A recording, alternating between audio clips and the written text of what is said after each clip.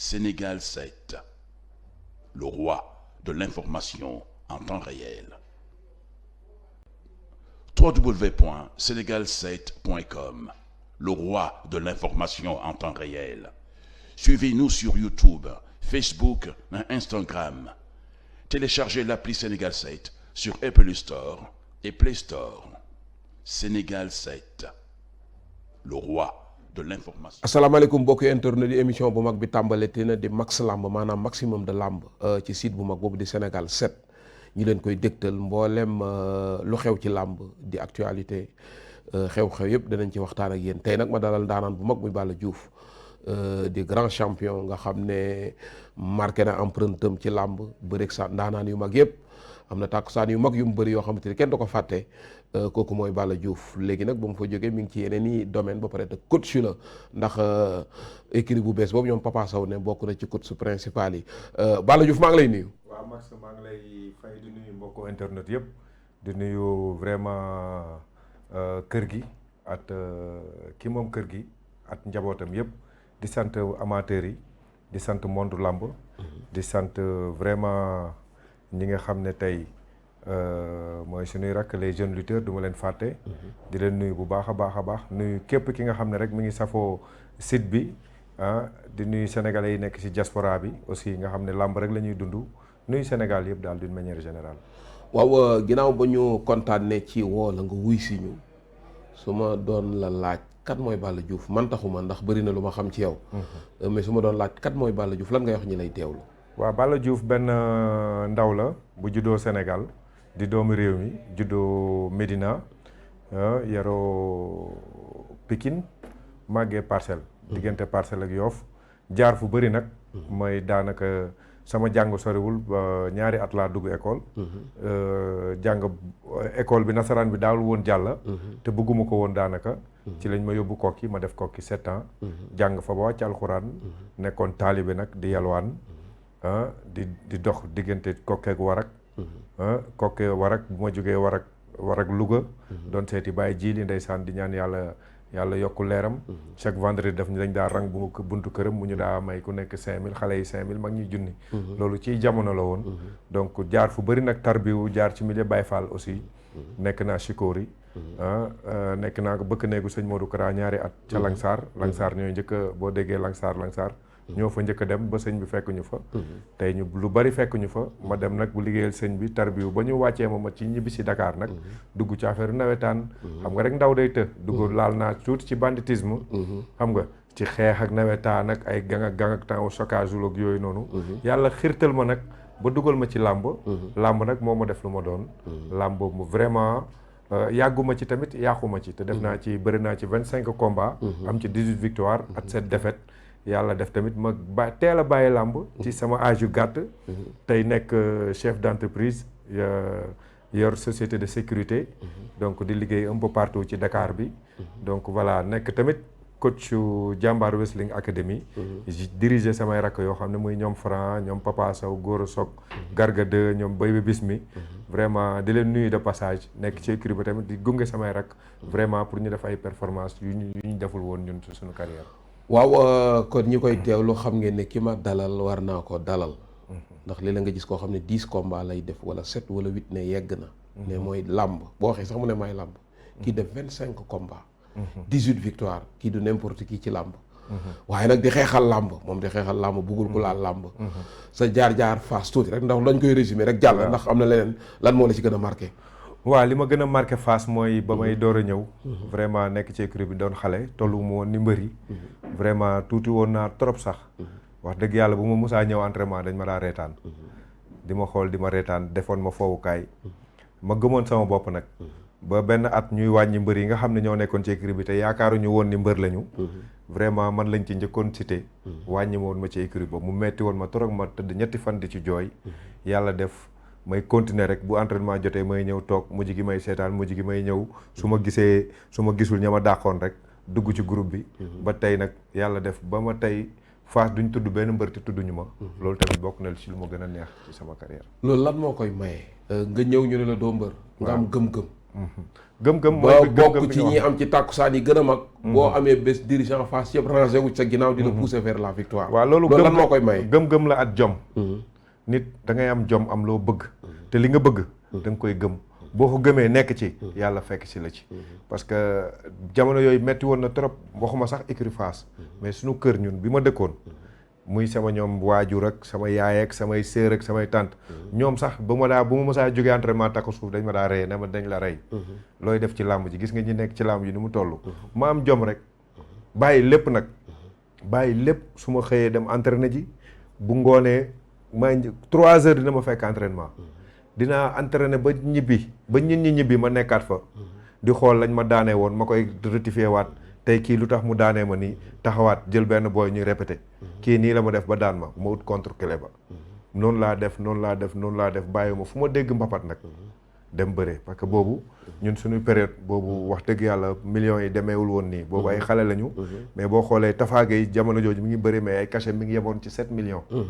ci 7 millions te Tyson la ko bëri loon 97 waaw du dëgg donc période boobu ñun aspiré wuñu woon am xaalis ci làmb mais bëggoon nañu daal bëgg la waaw bëgg passion la woon boo xam ne tey ñun coûteux lañ doon bañ diw moo te caaro yi diw moo tël ba Bargny diw moo te fii dinañ def Tuuba daan la ñun tey loolu moo doon suñu succès tey kat ñoo dem téye mbapat bi ñoo téye mbapat bee ñoo téye mbapat bi loolu moo nekkoon suñu ndam ñu dem nag ba xaalis fekk suñu si teewul tamit gungewaale passion bi di ci sant yàlla bu baax a baax ndax écurie Fass wax dëgg yàlla ku waxal yàlla rek te yàlla tax ku fa ñëw pour jàng bëre pour doon mbër di ko nekk xëy na nag mun nga dem ba nekk mbër gi yàqu waaye ku fa ñëw rek pour jàng pour jaar ci yoon dinañ la teg ci yoon waaw waa jërëjëf bu loolu lépp weesoo benn rek moo des ci waa Fass ak ci sa jaar-jaar bala ñoo ñëw ci làmb en général ban combat moo la gën a marqué ci sa combat yi combat bi ma gën a marqué sama combat yi mooy sama combat at Boy Sey ci mini championnat bi waaw boobu marqué na ma parce que Boy Sey dama seetaan mu bëreeg Saloum Assane Diouf daan Saloum jël boo xam ne jour boobu daa tiital écurie Fass ñëpp. waaw jël baa rëy. jël bu rëy. yàlla di def jël baa rëy. yàlla di def sunu combat taxaw. sunu combat mu taxawee xamaguma woon Boy Sey yenn xam yi. mais samay encadrement xamoon nañ ko. mais man nekkoon naa mbër boo xam ne ku may bëreel bu ñu nee dafa dangereux rek. du ma la jox gëdd du ma la jox dayoo ba ca war. parce que ba mu naan man lépp luy danger ci man la fekk. ci man la waaw loolu gëm-gëm la waaw loolu gëm-gëm la. parce que bu ñu ma naan diw dafa danger parce que man sax musuma am combat. bay jël ay vidéo di seetaan sama adversaire wala ñu interviewé ko ma koy seetaan. damay préféré du ma ko gis du ma ko dégg. nekk sama ruq ba jour combat parce que samay boo xoolee petit combat. bëri naa pratiquement 10 petits combats. 10 petits astafurlah 6 petits combats. yoo xam ne samay adversaire ci stade bi laa leen doon xam. da ngay ñëw damay ñëw ba ci stade ñëw di seet. ñu naan ma kee la ñu naan ma noodu kii. tant que suñu tour jotul ba ñëw ci géew bi du ma xam ku may bëreel. donc loolu nag dama ko màggaale ba pare tàmm ko. moo tax ba ma demee ba war a bëree ba dugg ci daalit ba dugg ci mbëri mag yi. daaw ma dinaa xam adversaire yi boobu di nga leen xam di nga xam ne diw ngay bëreel parce que nañ ñëw ne la diw ngay bëreel nii staff bi xool. mais xaw ma woon Boy Sey xam ba ca war. ñu bëree vraiment Boy Sey daan ma moo ma njëkk a daan stade Assane Diouf Iba Mar parce que Iba Mar boo xoolee sama koñ la dama doon wax kenn du ma fekk Assane Diouf daan ma moo ma njëkk a daan Iba Mar yàlla def nag saison bi may daan fin saison la saison bi dafa ubbi rek ñu bokk mini championnat bokk kalaaf waaw yàlla dafa def ñu bokk kalaaf ma am ci 3 mbër yoo xam ne daanaka ñetti revanche laa ci amoon Zos dama ko daanoon moo war a jël revanche. Boy Sey daan ma moo war a jël revanche. Bac Seras daan sama ñaari meilleur xarit. Tafa Gueye de at jiili. ma ne leen kii dama koy daan. mu nekk ñetti revanche yi ma ci amoon. wax dëgg yàlla sama combat ak Boy Sey nag moom si la ñëpp tiitoon nag. sama combat ak Boy Sey wax dëgg yàlla ba ci préparation yi sax ngay gis ni sax. ñi ngay àndal ñi ngi lay xool bët mais ñi ngi lay xool bëtu da ngay daanu. ndax li mu doon daanaan. ndax li mu doon daanaan ak li ma daanoon. ma jël jom jooju at fulla ji yëpp. téye ko ne combat bi maa ko jëlal sama bopp mujj gi ba la cay jëm ci gàllaaj ak lu bëri sax maa ko doon defal sama bopp su ma waree tukki maa ngemb sama bopp maa entraîné sama bopp ñëw ci làmb ji jël sama décision ne Boy Sey nii la ma daanee woon du ma ko daanee du dëgg te dañoo bokk mini championnat mu am benn victoire ma am benn victoire kon maa koy njëkk a am deuxième victoire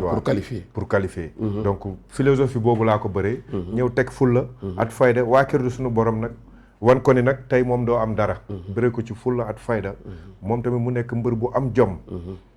très grand champion mbër boo xam ne loxo yi boo tolloo fee bu la yootoo jot la ma indil ko kora rapproché rek wàcc tolloog moom bu ko defee même bu yëkkatee loxo bi du mën a tàlli du mën a lemu bu lemoo tamit day fekk mu sës ma sës ko rek fu mu yëngu rek ma timbax ko fa xeexee benn loxo maîtriser ko ba yàlla may ma ndam ci kaw mu nekk combat boo xam ne nag amoon naa ci fierté bu bare nga bëreeg Bathie Seras mooy tournoi mooy jóge ci sos dóor sos mu daanu mooy combat bu ma gën a neex waaw tey coow li bëri moom mu ñëw confiance boo xamante ne ni mel ni Zoss la gënoon a jox cër combat boo ci dellu si waatoon tuuti nag ñu doog a ñëw ci làmb bi léegi waaw sama combat ak Bathie Seras combat la boo xam ne coow li rek mënoon na maa daan tey su ma déglu woon tuuti rek coow at riiru Bathie Seras rek ci période boobu mënoon na maa daan parce que boo xoolee ba mu bëreeg man après ci la dóor Zoss mu daanu waaw parce que ba muy ñi ngi bëre ci première journée bi première journée mini championnat calaf bi première journée bi lañ bëre ñoo bëre woon grand combat bi ñoo mujjee woon bëri combat bi nekk bàcc période boobu nag mu def ay performance yoo xam ne ba pare téye làmb ci loxoom malgré taayam at ni mu meloon ni mu bindoo woon guddul ni mbër yi mais boobu amul ponkali sax boo leen ne woon Bathie Seras duñ jël avance am parce que boobu Bathie kenn xamul fooy jaar ba daan kenn da nga yenu ba taxaw mu cëppeelu da ngay ba boo xoolee sax suñu combat jargandiku nañu nekk ci suuf lu ne def nañ ko ñii naan ñaari jël ñeenti jël kenn xamul tey mu nekkoon combat boo xam ne moo ma waroon dugal ci làmb combat boo xam ne moom laa waroon bëre ñu door ma nangul sama mbër waaw parce que boobu maa ngi doon bëre nag di def ay performance toog 7 ans daanuwuma daan samay morom ñoom Zoss Dolf Moussa Dioum raxas ñoom Pape Sène ñoom ñëpp ma daan leen sama génération mais boobu sama mbër confirmé gul woon sama combat ak Bathie Seras nag sama mbër ci la confirmé ci la ma mondu làmb nag commencé jox cër waa jërëjëf c'était juste ngeen xam ne ki ma fi dalal bu ma ko dalalee war naa ko dalal liñ naan daanaan yaa ngi ci tuus bi li mbër yi bàkkoo làq na ko moom def ci poosam kon moo lay wan ne champion laa dalal fi làmb ji toll daaw wala daaw jéeg ñu dem ba làmb ji war a neex Covid bi dal ci kaw réew bi mois de mars am ay promoteurs yu jotoon a tëgg am ñu des soo ma ci doon defal jàngat lan ngay wax ñi lay seetaan waaw Max loolu dama ciy sawar a kontaan dama ciy sawar a wax xam nga lu tax ñun làmb rek moo ñu ñor Max même bu ñu bëreetul ñu ngi ci touche bi mais làmb rek la ñuy dund amuñu beneen passion ci àdduna bu dul làmb te xamuñu dara lu dul làmb parce que foo def 25 ans màgg ci nampatal ci yàlla wërsëgal la ci ba pare tey bàyyi nga làmb bëreetoo mais foo dem ñu ne la champion foo dugg ñu ne la mbër foo dugg ñu ne la ay waay sa combat ak diw foo dugg parce que ñun ci làmb lañ nekk mais constat bi may njëkk a def ci làmb mooy mbër bu bëree ba bàyyi bëri amatul ci benn instance buñ koy boole wala ci dara luñ koy attaché loolu na génn rek dem toog wax sax amatoo droit def ko manque de considération boobu déjà dafa metti 2 mooy saison bii passé li ci gën a metti tey mbër yi dañoo waxul rek mais amul benn mbër bu xolam neex monde làmb ñëpp dañoo frustré mais par respect suñuy état respect suñuy institution moo tax ñu bëri duñu wax mais ñun nag ñun ay mbër lañu làmb bu yàqoo ñun la yàqul ñun dañuy wax mooy tey làmb bu des 6 journées saison bu alaa dawme desul lu dul 6 journées wax dëgg yàlla max 6 journées yooyu mënoon nañ ko encadrer accompagner ko mu jeex ñu door a toog nag woo monde làmb waxtaan ak ñoom sensibiliser leen ci li nga xam ne tey loolu la ñu war a def mais nit ki yow la nga xam ne moom la war a añee la nga xam ne moom la war a yóbbu këram boo ko xañee ba pare ne ko kaay def lii non du la dégg te nañ waxante dëgg làmb dafa soxla considération parce que mooy benn sport boo xam ne ci Sénégal ci Afrique ak ci àdduna bi Sénégal rek la am ñun kase ñoo ko am te àdduna bi yëpp dañu ci teg bët max fii laay toog Sénégal ay tubaab di jóge Canada ñëw di def ay reportage at man ci làmb fii laay toog Sénégal ay tubaab di jóge France Belgique Hollande fu nekk ñëw ñii ma leen di ma fay ma leen di jàngal bëre kon loolu tey man dewuma Hollande ñoom ñoo ñëw di ko jéggaane si ñun kon ñun li ñu yor or la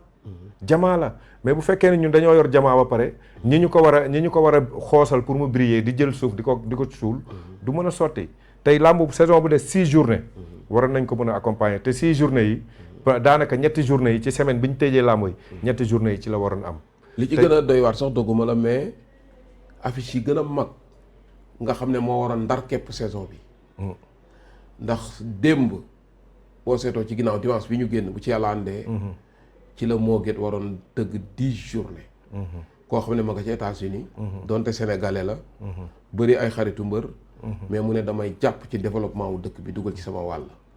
taxawal 10 journées dëgg la nga xëy na ko non mënatoo tëgg beneen bi jour bi ñuy arrêté la ne benn alkaati wala gendarme dootu couvrir benn manifestation booba ñi doon tëgg mooy waa DK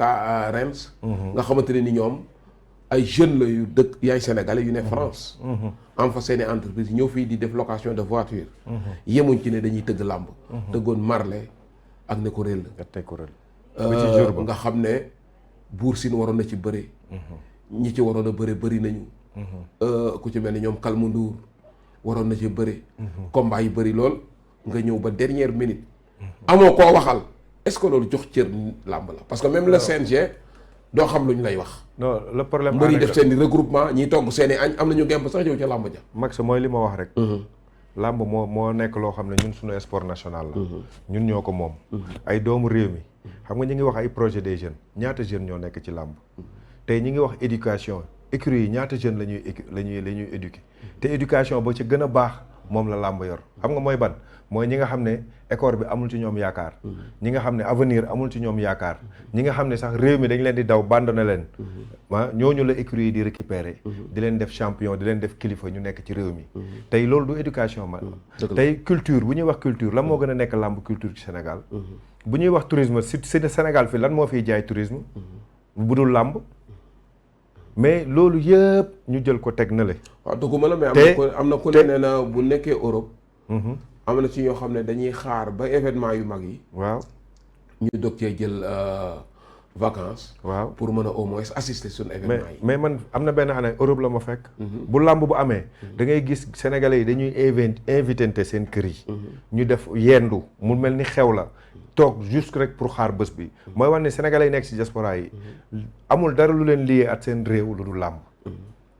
te wax dëgg yàlla Max yàgg naa dégg nga ne état bëggul làmb waaw man loolu laa gëm man lu ma jaaxal la xam nga lu tax man li ma gëm mooy état bëggul làmb lu ma jaaxal la parce que ñun li ñu fekkee ñun ci état yi fi jaar yëpp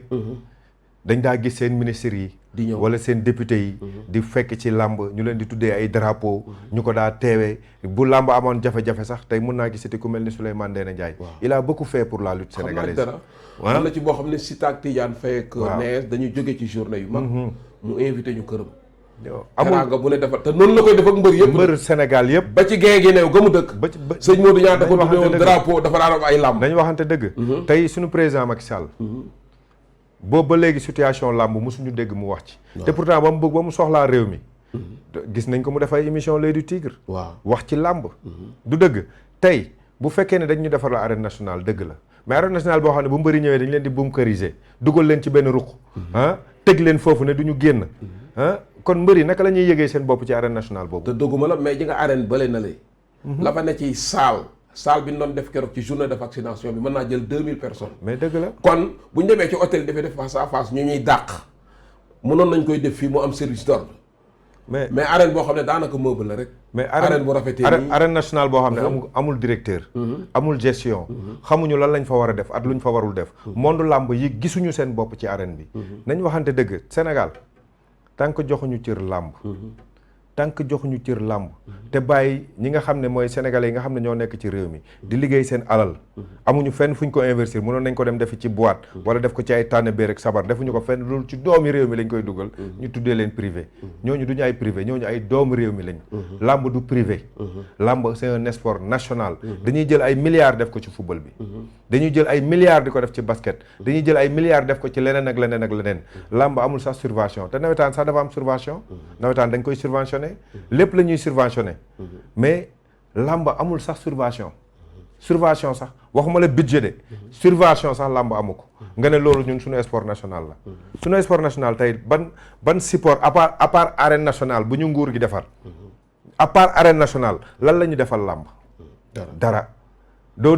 gis ministre bu ñu tuddee làmb ci jamono ji mu ñëwuñu dañuy yónnee rek dañuy yónnee ñu mënta ñàkk waaw ñeneen ñi duñ la sax faal voilà tey drapeau chef de l'État am na Kaolack Maxime Bergane président di def tournée économique nekk ci zone boobu ñëwul sax sargal làmb dugg ci làmb ji te xam ne drapeau am lañ doon dafa mel ni ñëw nga sama wax ji li ma naan montre yu baax yëpp bokk heure yow ñëw nga ci sama wax ji te loolu laa doon wax jaaduwul teguñu ko fet dëgg la waaw du dëgg ma bàyyi la nga yeggali waaw Max li may wax rek mooy temps bi xoj nañu na doxal voilà mais li may wax rek mooy ñun mbër war nañu gën a xam suñu bopp ci réew mi parce que tey Sénégal rek ngay gis produit bu génn bees boo bëggee ñu xam la ci làmb ngay ñëw ku bëgg a siiw bëgg a am place wala yokkute ci làmb ngay ñëw làmb yokku la du dëgg ba ci lépp nag mais te làmb amul ndey amul baay parce que loolu dafa doy waar te ci li gën a garaaw mooy ay jeunes yoo xam ne vraiment amuñu benn espoir ci leneen lu dul ci làmb ay jeunes yoo xam ne vraiment tey bëgguñu laajuñu réew mi dara loolu rek ñu bàyyi leen seen sport mu ubbi mag si tey sport yëpp a ngi dox keroog bërki démb laa dem Thiès buñ demee ba buntu stade ba drapeau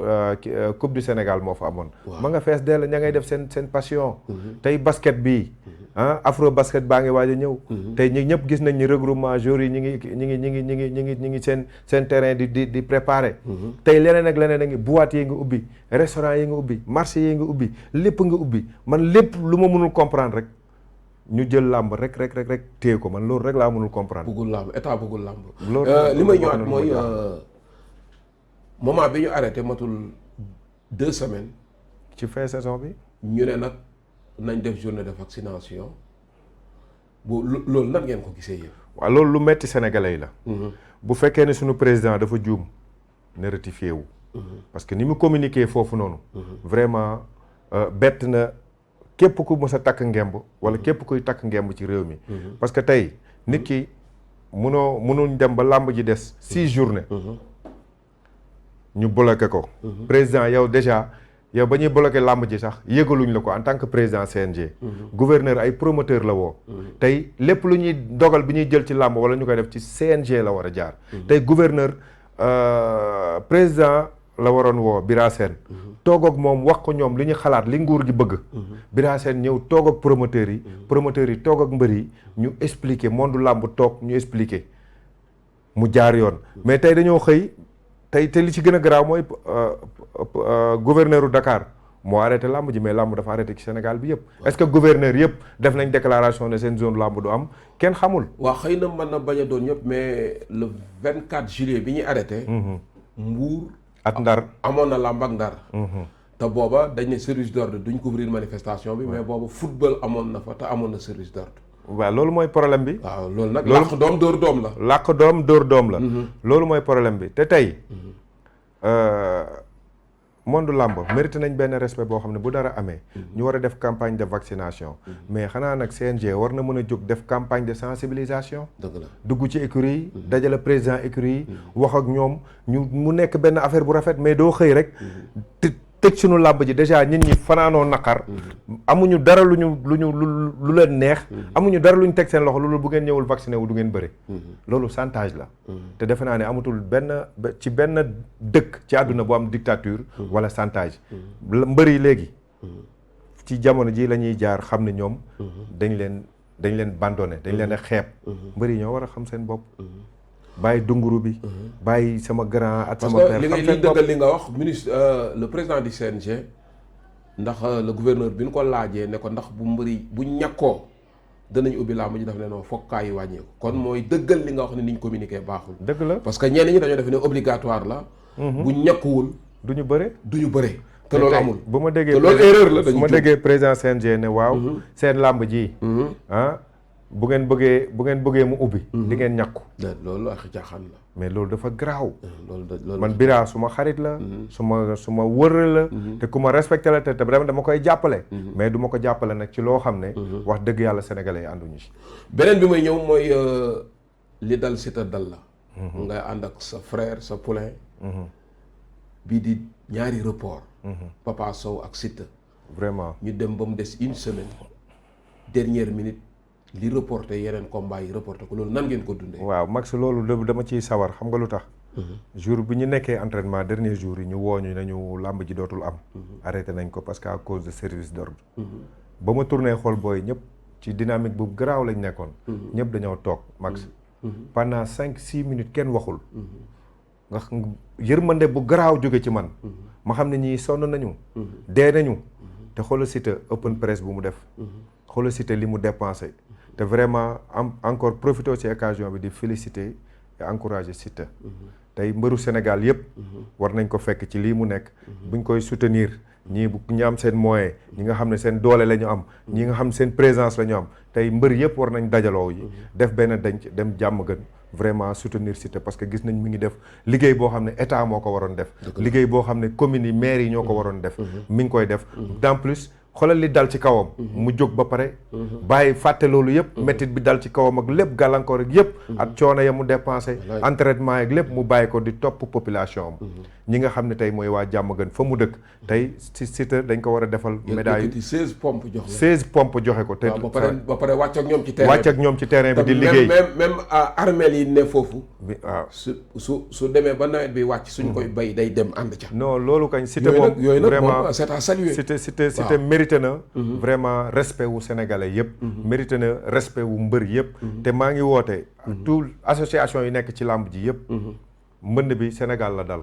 ay sénégalais la dal. nañ dindi adversité. dindi ay yeneen détails. ñun ñëpp ñu booloo dem jàppale ji Siteu. feneen fu mu am tamit ci réew mi. ñun mbër yi ñu takk suñuy jaaj. dem jàppale ji parce que Siteu tamit mérité na vraiment ñu defal ko ordre national du mérite. président woo ko parce que tey ki nga xam ne yow ci gox nga juddoo. tey li may wax rek mooy làmb. tey Siteu mii amoon nay temps. bu du woon làmb. ñu ne bandi la. waaw bu du woon làmb. du am benn considération ci dëkk. waaw mooy fàttaliku làmb combat bu mu ñëw ni muy waxee. ni muy waxee jël kaamil bi di wax. waaw dañu waxante dëgg. tey stigmatisé nañ ko fi. du dëgg. mais tey mi ngi def rôle bu am solo ci biir réew mi. wallaay dëgg la. loo xam ne réew mi yëpp dañ ko war a xam. dëgg la muy moom muy Papa Sow. muy seen yeneen rakk yi nekk ci réew mi doon ay responsable. tey ñii dañu war jël ci ñoom exemple parce que ñii tey bañ nekkee xale. du administration lañ mën a liggéey. du ci ay société lañ mën a liggéey. ñii tey bu du woon làmb fu ñu jëm. léegi nag am na ay millions yu jeunes yu mel ni Siteu ak Papa Sow nekk ci suuf. amuñu ndey amuñu baay amuñu bàjjen. wallaay dëgg la. te lii mooy wan ni làmb. day joxe avenir. mais xañul kenn avenir waruñu xañ jeunes yi seen avenir. jeunes yi kenn waru leen xañ seen avenir. wax dëgg yàlla. waaw kon waaw Siteu gi noonu moo Papa Sow. waaw champion bu mag nga ne bi ñëwee plein entraînement ñooy leen amatul. ñëpp a toog ñëpp a toog seen yaram seen ay rongañam wadd billaahi Papa jour boobu jënd dañ ko doon calmer. dañ ko doon calmer parce que boobu boo xoolee découragé na ci àdduna. découragé na ci làmb découragé na ci lépp. te lii li mu mën a indi. frustration bi mën a indi ci mbër yi mun na leen yàqal sax seen carrière.